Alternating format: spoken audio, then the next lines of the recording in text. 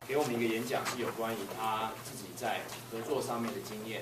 那这个演讲呢，是一个跟商业非常正式的一个主题，而且他是从他自己比较人性化的一个角度来准备这个演讲。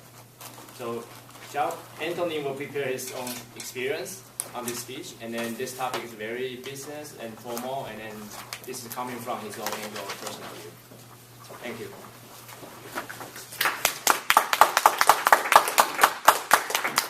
时间观 Where's the timer? Okay, there you are. 大家晚上好，大家好。My name is Anthony, and tonight I want to talk to you about collaboration. And I titled the speech, what did I title? Oh yes, the Tao of Collaboration. And I also was thinking of, maybe it could be collaboration with Chinese characteristics. So in thinking of this, like 合作, yes, this is one way to describe collaboration, but 合作 is a broad term. It can also mean partnership or cooperation. But I think collaboration is a more human type of cooperation. And I want to share 2 short stories and 1 diagram with you to give more of a human element to this word collaboration. And oftentimes when we hear collaboration, it's in an office setting. So, it's very formal, very rigid. However, I see collaboration as a crucial day-to-day element anytime you're interacting with people as well as yourself. So I want to first start off with a short story about bamboo. Once upon a time, I was living in a small village in Yunnan province, and to while away the hours in this rural setting, I would go to the local village and basically build bamboo baskets with an old couple. And how you do it is you have to take a stick of bamboo and you use a knife and cut it in half, and cut it in half again, and cut it in half again until you're left with a really, really thin strand that you can work with. So instead of thinking as this individual strand, all of these individual strands put together create this very strong, 非常强, as well as very flexible material, 非常灵活. So 一边强, 一边灵活. So this got me thinking, this is a duality of a bamboo stick. So thinking of ourselves as, I forgot to mention. So the definition for collaboration that I found, quoting the internet, is working with others on tasks to achieve a shared goal.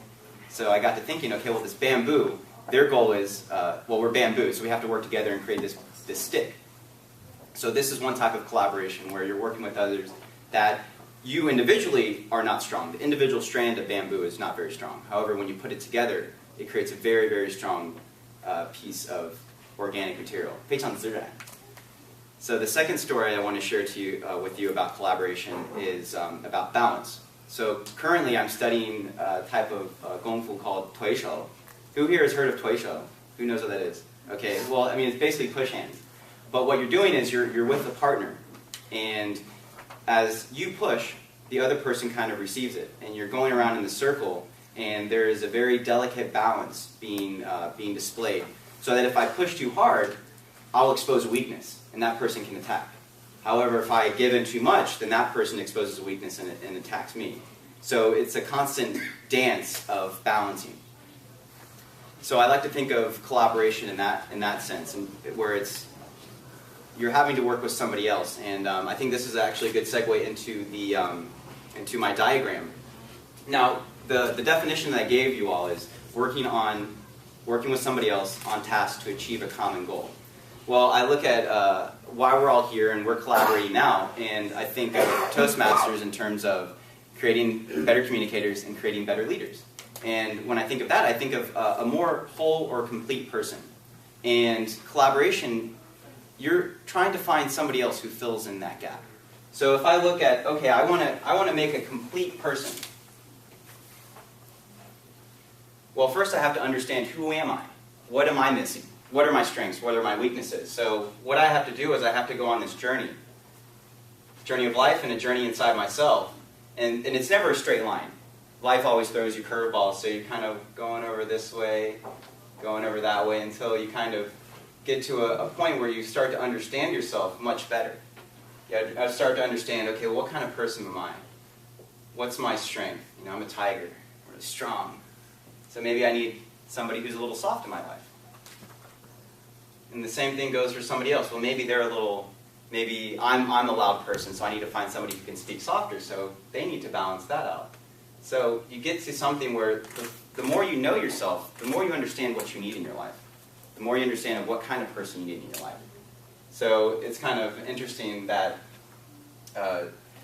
there's another concept that I want to introduce, and for the native Chinese speakers, you already know this. But for everybody else, there's a very uniquely Chinese concept called yuanfen. And who's familiar with yuanfen?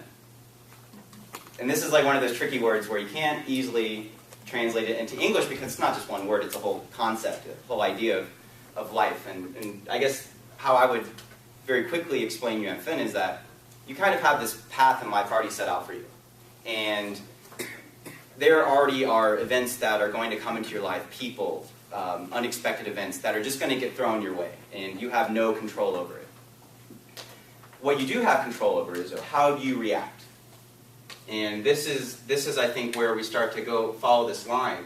And how you stay on this line is, well, you have a choice. You don't have a choice what comes at you, but you have a chance to react to it. And you can either be stuck in traffic and saying, oh man, I'm really frustrated, or you miss a call and you're really worried about it. Or you can choose yourself, well, you know what, I'm not going to worry about it, I'm going to choose to be happy.